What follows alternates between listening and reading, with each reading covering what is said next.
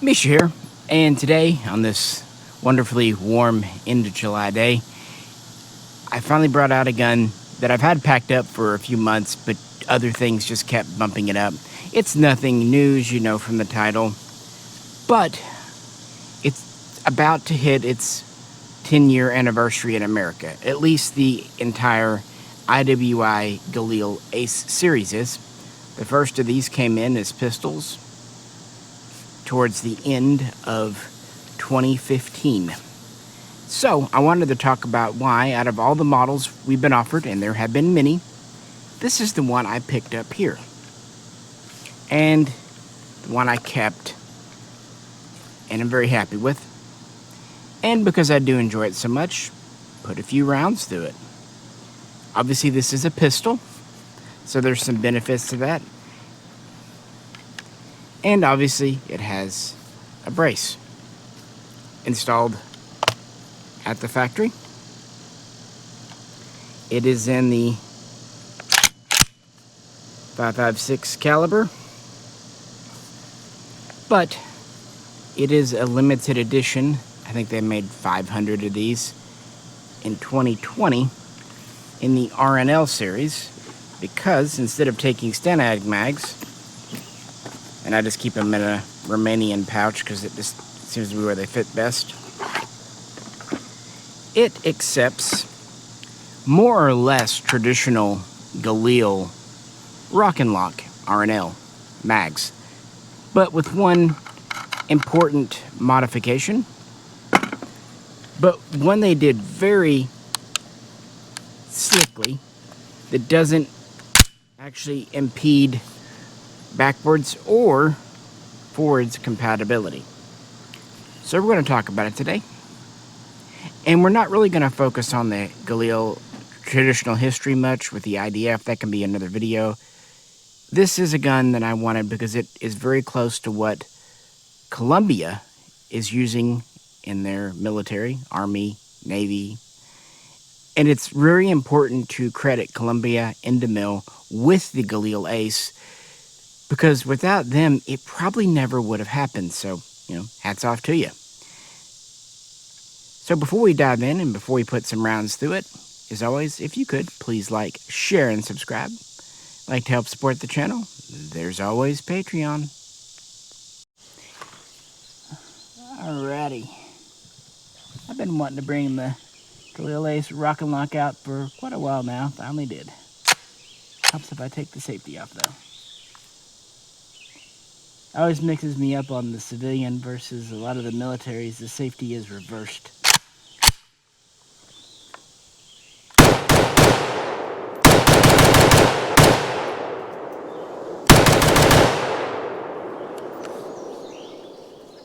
And she held open. One of the features of the Rock and Lock there. That was with brass 55 grain Phoenix. For the military and government, Indemil produces all three versions. The Ace 21, so 8.5-inch barrel, 22, 13.3-inch barrel, or 2.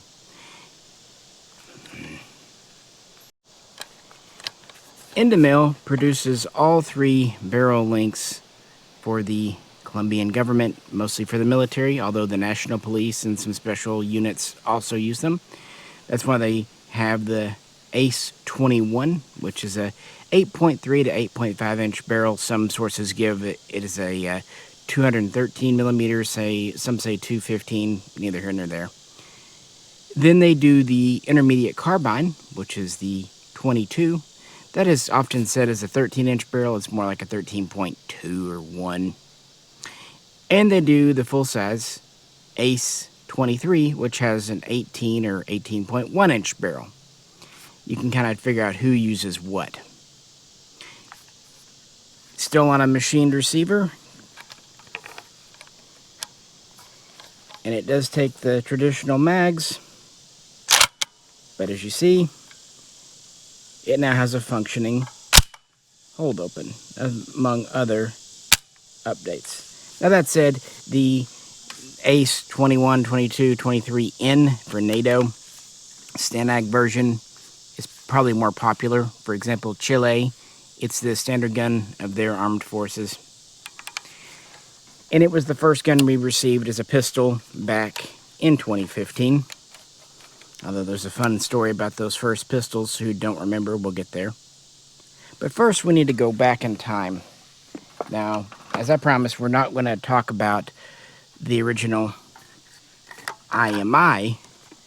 For what it's worth, IMI spun off their firearms division around 2000, 2001 as IWI.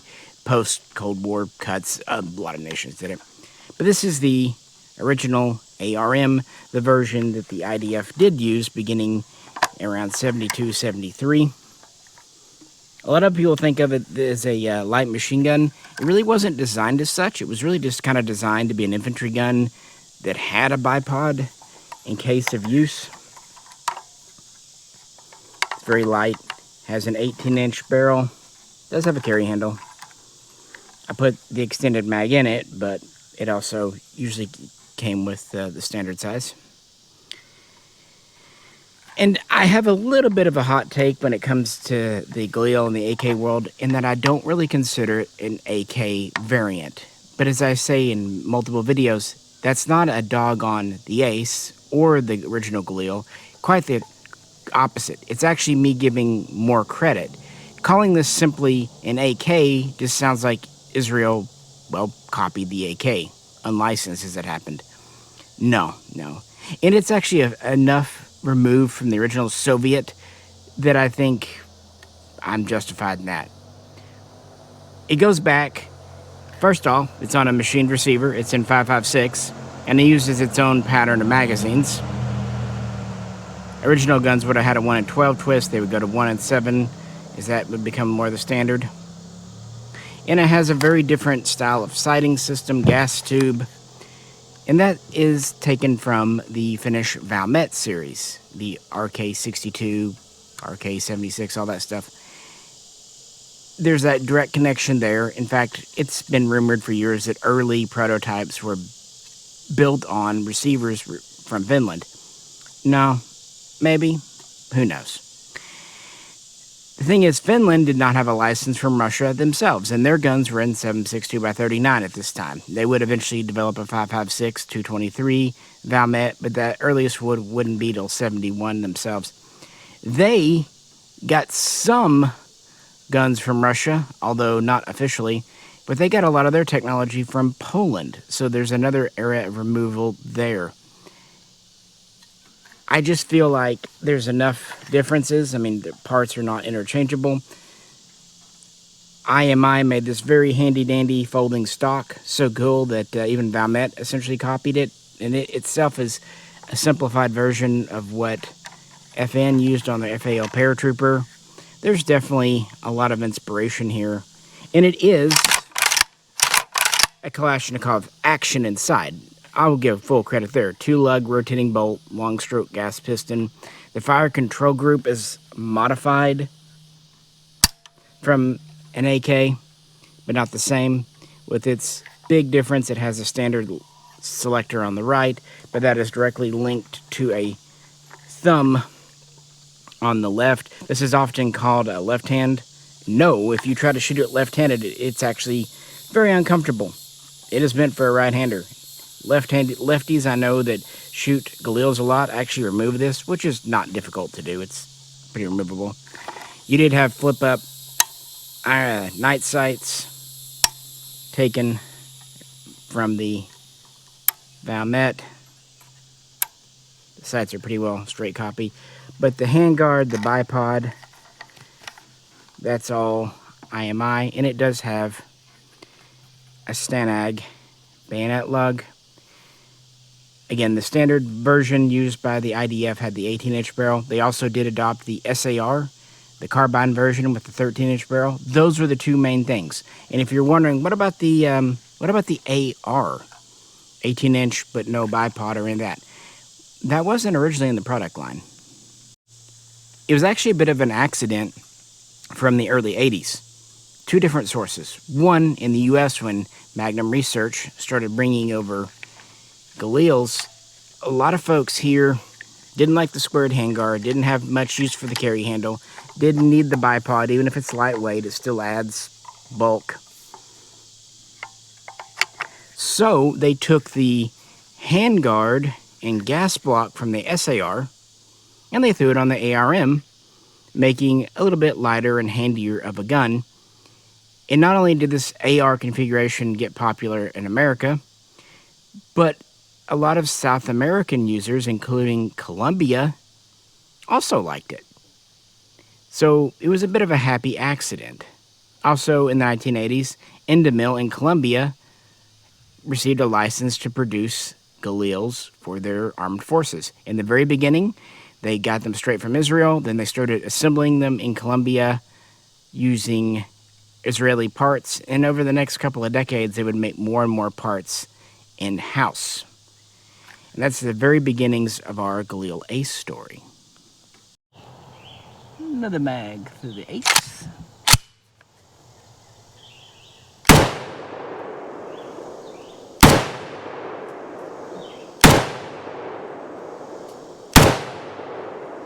For such a short barrel and relatively light gun, recoil's not bad at all.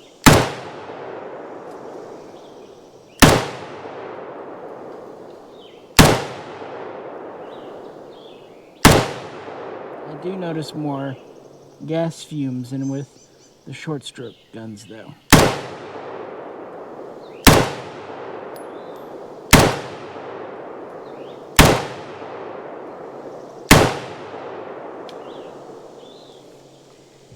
And again, successful. There's one more step between here and here though. Very different looking guns. That is the Micro Galil, the MAR as it was known. That was designed by IWI, 80s into the 90s. And because the Micro was never officially adopted, issued by the IDF and Special Forces and police, there are so many variations of the Micro. Now, it was always meant to be smaller and lighter, but even that was flexible. The earliest ones had like a 7.8-inch barrel. Some of them had a 10 or an 11-inch barrel. They would eventually settle on about an 8.3-inch for the Micro, but they would still offer other ones occasionally, and they would even do a 7.62 NATO Micro. I know because a buddy has one. Otherwise, they've been kind of rumored. Heck, he even has two prototype 7.62-39 Micro barrels from IWI. And in the beginning, they just shortened the barrel, shortened the handguard, shortened the gas system, and everything else more or less remained the same, including this right side charging handle. And then they would go to a horizontal version. Basically, this is a two-piece design. They would just bend it over to the right and use that. Now, the buttstock was very similar, but used a different hinge system, and they would have a few variations. The earliest ones were very thin, kind of similar to what you see on the Mini Uzi, but different. I know that sounded weird, but I don't know. If you know, you know. And there would be at least 4 patterns of buttstock as they kind of tinkered with it. Again, because it wasn't adopted by military, they could keep refining the design in IWI's development center. And most of these would be police contracts with some special forces. They would also tailor them to whatever those users wanted. And that was the 1990s. Now, as I said, they would be spun off into IWI around the turn of the century. And so things would change a bit. Let's bounce back to Endemil in Colombia. By 2006, they're making everything in-house. Cool. But they don't stop there. They start refining and updating the parts. Of 96 parts, major parts on the Galil, they would turn 43 of them polymer. They would also turn a few parts from steel to alloy or another more modern material, and they would streamline manufacturing Part of this is to save weight, part of this is to save on cost, because one reason out of many the IDF didn't stick with the Galil all that long, it was expensive to make compared to the AR-15 and more modern guns. Compared to like an FAL, it was cheaper, but that machined receiver and just everything went into it expensive. They obviously went with the M16, the CAR-15, later the M4. Now, granted, a good chunk of that reason was Uncle Sugar basically gave them the guns for what was free, so hard to pass up good enough for free versus maybe better. But it was also a much heavier gun, the Galil, compared to the AR. And what they found is, if the troops are well trained and disciplined in cleaning their guns, the AR worked fine, because in the desert, everything's going to break. So the Galil, even though it was based on an AK and did better, it had to be maintained too. So the AR, the benefits outweighed the detractions for the IDF, and that's the way they went. Because of this, that's why IMI focused on external markets and found a great deal of success in South America. And obviously, in the 70s, they already had some success by licensing production to Littleton, Vector, in South Africa. And we've talked about the R4, R5 before, and we can do it again if you like. But of course, then they got sanctioned and apartheid and all that stuff. It got confusing. But South America, that was a good user. This is actually a reason why a lot of your Galil kits we've seen in America are, let's say, well used and loved, because they came out of such areas down there. When it comes to who came up with the Ace, IWI says they did, Indemil says they did. You can judge whichever side you like.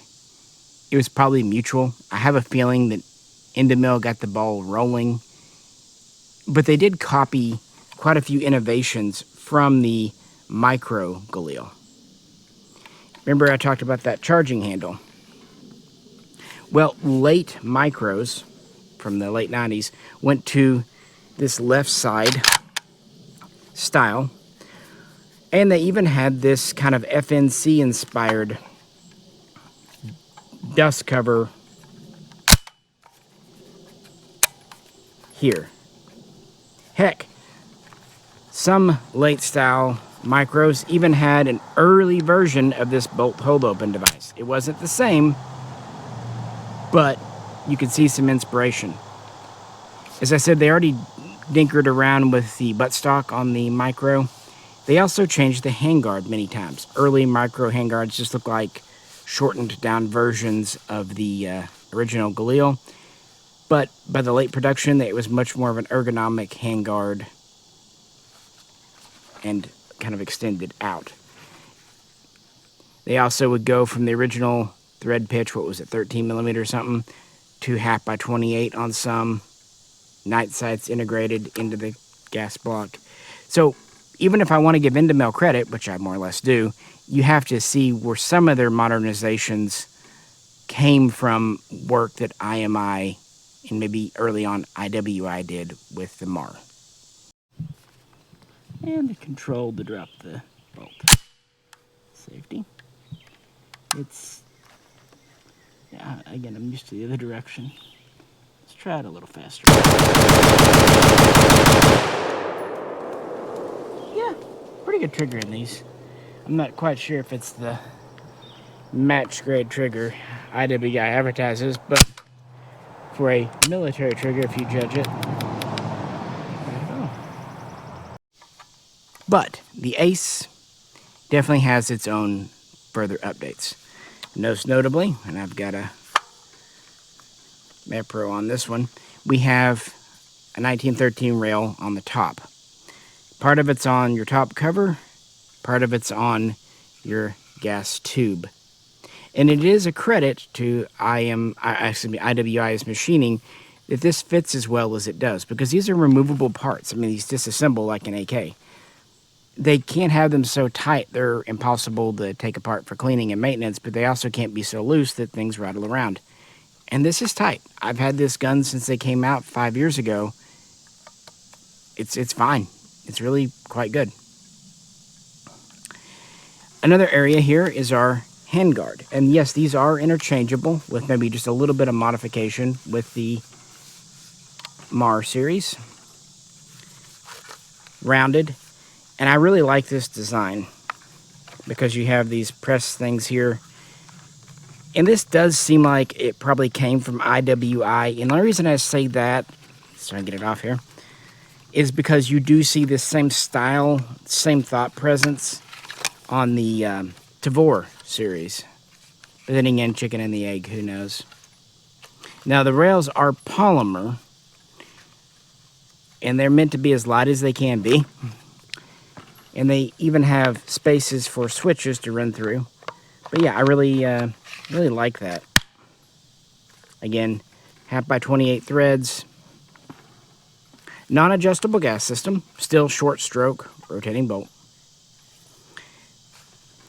They did redo the safety on this side, going away from the large AK style. This is just now covered up. You know, it's only open on this side right here when held back, meaning that your thumb selector is kind of more your primary now. Of course, the most eye-catching difference is this lower here. One of the goals was to save weight on the Galil. The Micro was quite a bit lighter, but then going to a railed handguard and railed upper added weight back, so they needed to kind of take it off again. They broke the receiver into 2 pieces. Before, the Galil receiver, as you see over here, it's just one machined piece. It does have lightning cuts, but there's no like frame or anything. It's put together with rivets like an AK. This one, the bottom of your machined receiver is very basic, leaving a lot of the heavy lifting to this polymer, especially our magwell here. This polymer actually goes up right till here. What this did is it basically took off weight to balance out the weight added on with the rails, meaning that it was pretty much a draw. It also allowed them to give a much more ergonomic pistol grip. It does have storage inside. And from the get-go, they did their best to tune the Ace trigger system, be it semi or select fire. And of course, the safety selectors are intended to be more ergonomic. And the left side charger, fine. And in general, just the other ergonomics were updated. And this has the brace on. The hinge, the knuckle is the same. But because the barrel on this is 8.5 as opposed to 16, and I don't want to SBR it, we have our folding brace. The stock that came for the Ace did fold. If I can get it here. It is sometimes very stiff on you, which isn't a bad thing. Again, I've actually shot this gun quite a bit, and it's still stiff.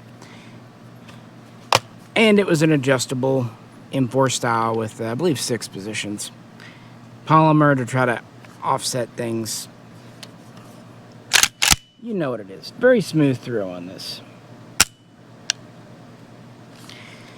No matter what, IMI or IWI or Endemil, whoever you want to give credit for, work seems to have started before 2008 because we first see the earliest prototypes by then. It seems to have more or less been finalized a few years later. And the earliest kind of productions we see are 2013, 2014. So not too long before the semi-autos come over here. Regardless of Endemil's contribution, one way or the other, this is still an IWI property, the Galil. So they're the ones marketing it. Now, Endemil has a license to make it, and they have made tens of thousands for the Colombian government. In fact, I know at least as of 2020, there was a new order for 8,000 more in the 18-inch length, and they produced 40, 50 a year, 50,000 a year for years now. But yeah, they were up and running by around 2014. As I said, Chile would adopt. FEMA would also get a license to manufacture. although they seem to go with the Stanag Mag version. And famously, Fort in Ukraine obtained a license to produce the Ace and the Tavor. And in more recent years, first they purchased some directly from Israel, and then they got a license to make them at Factory Z100, Vietnam. They originally just used versions of the Ace in 760x39, the 32, and the 33. More recently, they've updated it to their own specs as the STV 215 and STV 380, which that's a subject for a different video, but I think it's really neat. You can see IWI was targeting export markets. This was never thought to be of interest to the IDF. They were going first the Tavor TAR 21 route, and then later the Tavor X95 route. So they targeted South America because they'd had already good success there. They also targeted Southeast Asia, which obviously worked because Vietnam, pretty big user. And they targeted Eastern Europe, which is why from the get-go they offered this in 762x39 and 545x39. Because there are a lot of former communist nations that had used Kalashnikovs, but were needing new guns and more modern calibers, or even keep the old calibers, slings. This is a IMI sling, what have you. So there are a number of users, and this is generally felt to be a success. One interesting note about the 545 offerings, they never really made it out of the catalog past the prototype stage until Ukraine got interested. And then a few years later, we ended up with those special edition 545 Gen 1 guns. Coincidence? Methinks not. By the way, the version that Vietnam adopted in 762x39 initially looked just like this, with all the features, but their STV versions actually go back to a lot of traditional Galil features, like the right side charging handle, a non-rail handguard, and a basic folding buttstock. I think it's really interesting, and I would like to see IWI do a version with Vietnam features as kind of a commemorative. I think that'd be pretty neat, because it'd be more of a traditional Galil with just a little bit of Ace, and that's from the beginning what a lot of people wanted. When IWI announced the Ace, people knew it was an imported Galil. They liked it, but so many people spent a lot of time and energy trying to make it into this. And at that point, you're pretty much rebuilding the whole gun, because they are very different guns. Like I said, from the beginning, many of the parts were dramatically changed, and it's based on the Micro Galil, not the ARM anyway. So with that, let's talk variants. And for the fourth and final mag in the pouch, we're going to try it like this. Luckily, the handle is on the left.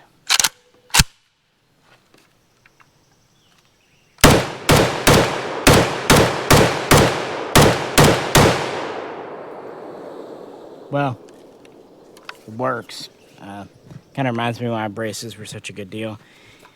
Thing is, with it folded over, you can't get to your bolt latch there. So, but at least you can use the safety thanks to the left side. My Ace RNL here, 556 of course, came out in 2020. And yeah, it has the bolt hold open, feeding from its mags. The way it works is this piece back here on the follower is extended out. There's already this rib on the mag. They took advantage of that to trip the hold open device right up in here. It's very simple, but effective. It's lucky for them they had that notch in the magazine. Here's an older one. Notice there's still this rib back here. There's just no notch. So modifications were mostly just to the back of the magazine and the follower, which is good because it means there is cross compatibility. Your older mags will fit, you just don't get the hold open feature, although you still have it as a manual option, so that's okay. And maybe even better, at least while these mags are on the market, the newer production mags will fit and function in original Galils. This was great because new production Galil mags had not been available for decades, and when IWI had these on their website to sell, they were like 25 bucks, brand new in the box.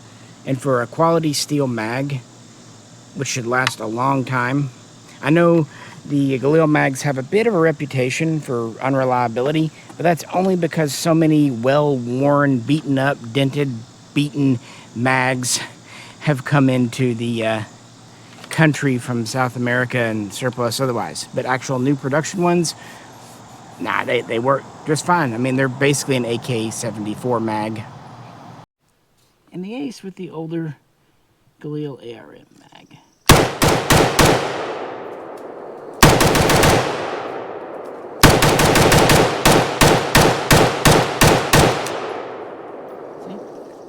See? She works, but of course,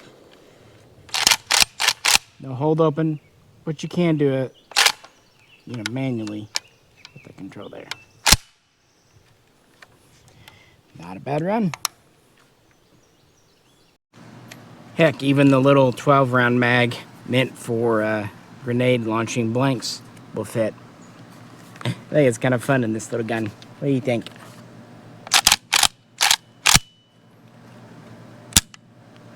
You can use these. I haven't cut the block out of this one yet. There's a little block in the front. That's also why there's a white stripe. That was only blank rounds would fit. But if you take it out, it's a functional mag. During the band, these could be useful. They're kind of cool. Let's have a few of them hanging around. Fits in the side pocket of that pouch. So that's the mag situation. Again, most of them are your Stanag version, including the first batch in 2015, which is the famous ones that had to be recalled. If you've heard the story, well, indulge me, because I don't know that everyone has. Now, the first ones did not come in with braces anyway. They just had a block in the back. They also came in heavily coated in grease. Oh my goodness. Because they were straight Israeli imports. No work required in America at all. And it showed because notice how there's a pin here, one back here, there's a little dippy. Notice there's a little dippy here in the lower, but it's blank. It wasn't on that first batch. There was a hole with a pin through it right here. Now, there was nothing on that pin. There was no, what is frankly a rate reducer or out of battery safety, but the ATF considers that part the automatic sear in any Kalashnikov type. And so just having the hole, not the device, but just the hole, that's not okay. We all thought it was quite funny when they came in with it, and our initial reactions were, how'd this get approved? Because the ATF will sometimes approve weird things for import. Well, it turns out the sample sent to ATF Tech Branch was like this. It was an oopsie. Now, the ATF did not call us. They actually gave IWI USA a chance to fix it first. So IWI USA called all the dealers and basically said, hey, if you've got them in inventory, ship them back. And if you sell them to a customer, either contact the customer and get it back, or give us the information and we'll contact them, because it's considered an illegal machine gun. There was no worry. There was no threat of, jail, because the customer or the dealer did nothing wrong. And since it was an honest mistake, IWI wasn't being punished by the ATF or the government.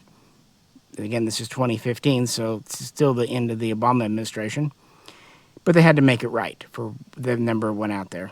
And they were all really cool about it.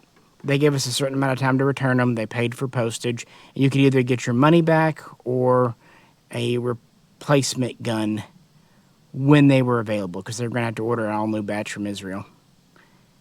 What's funny is a lot of us took them and either shot the crap out of them and sent them back, because they were going to be demilled anyway, or we scavenged them for parts, because a lot of these parts would fit on a Micro Galil. So sometimes all they got back was a barrel and a receiver, but again, IWI didn't care. I'm sure it was an insurance write-off. But by 2016, the corrected Ace pistol is back. They began offering it with this very decent arm brace. It's not adjustable, but it's good enough. Of course, they do 7.6239 and 5.56 early on, 8.5-inch barrel. They will do a 7.62 NATO, so 308 pistol. It actually has a little bit longer barrel, 11 inches and some change, which, you know, credit. If you're going to do a 308 pistol, give it a little extra. And they introduced the rifles, which had 16-inch barrels. And the folding adjustable stock, although they were required to have 5 or 6 U.S. parts because of 922R. But these parts came from IWI USA, so they were typically things like the trigger group. And of course, if it was a version that took Stanag mags, you could even count the mag as a part. Flash hider is an easy one to use, what have you. And that kind of grew the line. As I said, the 545 were very short in coming. The Gen 1 545s didn't appear till like 2020. And these Rockin' Locks as a special edition didn't appear till about that time too. I think it's neat that they did special editions. But then in 2021, they did something that I was always skeptical about. You can check the search history on this channel and find me giving my impressions back then, and it hasn't changed today. In May of 2021, IWI first released, in limited numbers, the Ace Gen 2. I was not a fan. Your Gen 1 Ace here is already quite a departure from the original Galil.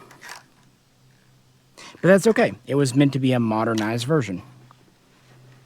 And it retained just enough Galil appearance that I could believe it. The sights are very much like you see on a Micro. The handguard looks a little bit like a late Micro, all that stuff. Everyone was so excited about the Gen 2. It's going to be more compatible and all that stuff. Well, I guess.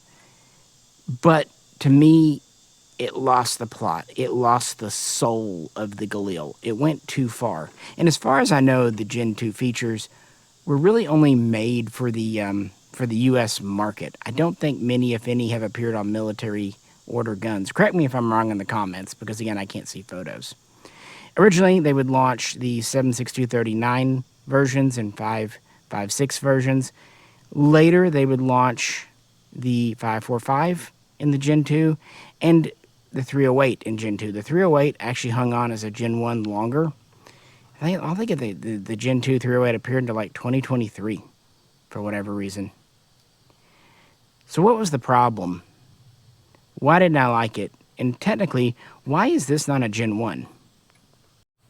First, the big things. The Gen 2s went away from this unique handguard with the rails under here to an M-lock, free-floated handguard. Not bad, but very generic. Ditto for the stock. While maybe the original Ace stock is not my favorite butt stock in the world, it was at least unique to that gun. No, now we're just putting on an adapter and AR-15, M4 buffer tube, M4 stock, or M4 brace if it's that. And now we're getting rid of the fixed iron sights, which are fully adjustable even with tritium inserts. We're not going to folding backup sights. We're just going to a straight rail on top. Now, objectively, is that maybe better? Do the sights maybe get in the way? By the way, the rear sight is removable if you don't want it. Front sights, you know, there.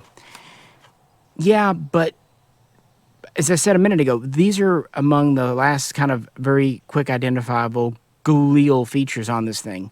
Plus, you know, it's nice to have iron sights. Even I know that, and I can't see them. You took them away. They also claim that they updated the trigger to the sniper trigger system. They definitely reshaped it from this kind of curved style to a straight style. And this is just personal, subjective opinion here. I like this style better, but you may not. I didn't find really the Ace Gen 2 trigger to be extraordinarily better. From the get-go, this was already a better trigger than a standard AK. They also said they redid the throw on the safety to make it a little less. Yeah, it was very slight, though. I just felt like it lost its identity. cost didn't really come down, at least for the consumer. But you can't convince me that IWI USA's cost didn't come down with the Gen 2. That extruded aluminum handguard had to have been cheaper than this multi-piece here. Not having your sights and all the parts and machining involved had to save money.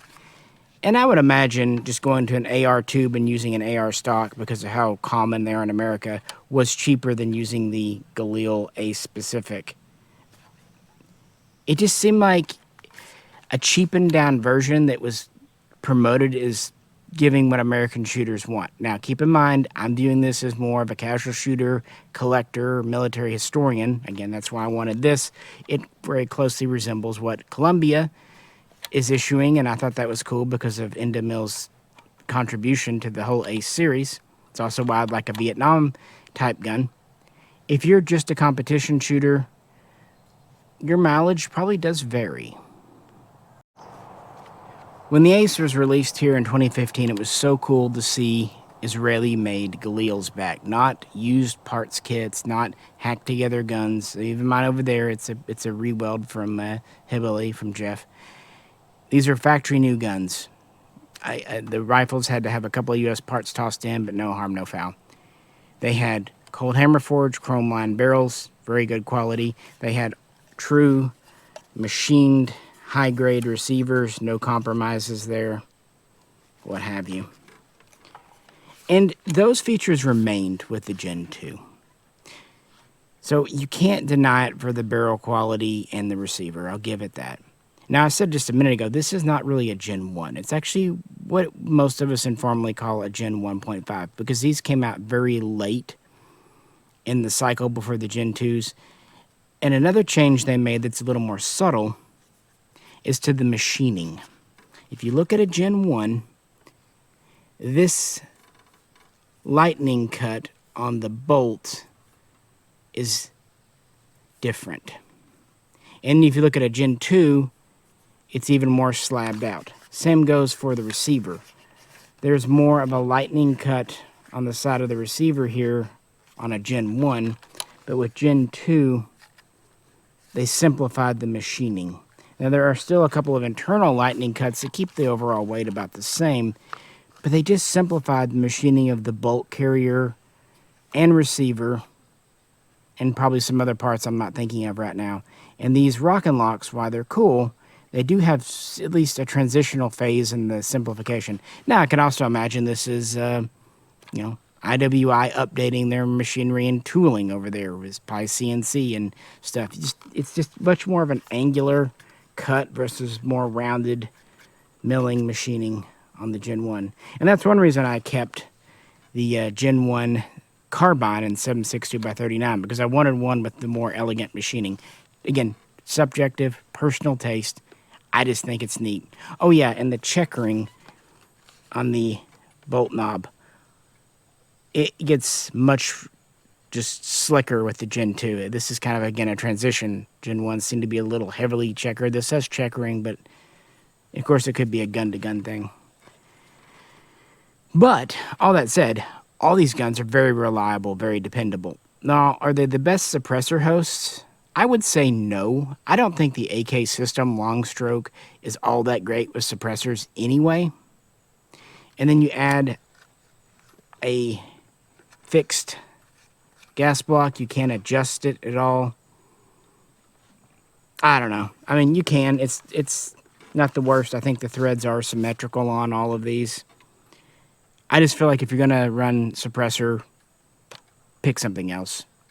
I'm also of the opinion that while suppressors are cool, not every gun in your safe has to be suppressor ready.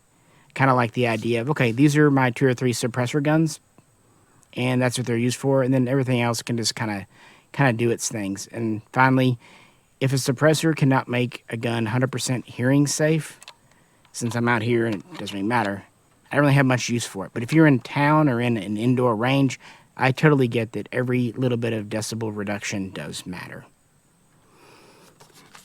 And to no surprise, this gun here has been 100% reliable for this cabin trip. This is my Israeli ARM in the collection is a semi-auto. For my SAR, I've got the South African LM5 you've seen in previous videos. And I picked this version of the Ace as kind of my Micro Galil stand-in. I had a micro build at one time. It was very good, but eventually prices and costs, and I thought these are cheaper. They're factory made versus being US receiver and all that. And again, the late micros, very much like early Aces, and you can swap things like handguards and stocks around and whatnot to really get them close together. And when the Rock and Lock version came out, it just kind of felt like, yep, this is the time. And I was sure to at least buy 4 or 5 extra mags while they had them, because I knew they wouldn't last forever. I don't think they've been selling them for a while. The coof screwed up a lot of that stuff. So what are you going to do? Like I said, this little one actually fits in the side pocket here. I like pouches.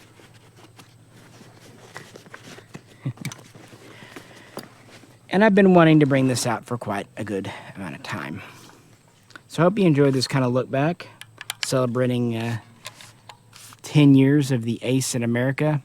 And it seems like most military users started picking these up not long before that. Even if we first saw Aces in 2008, it doesn't seem like they were really ready for full production and use till 2012, 2013, frankly.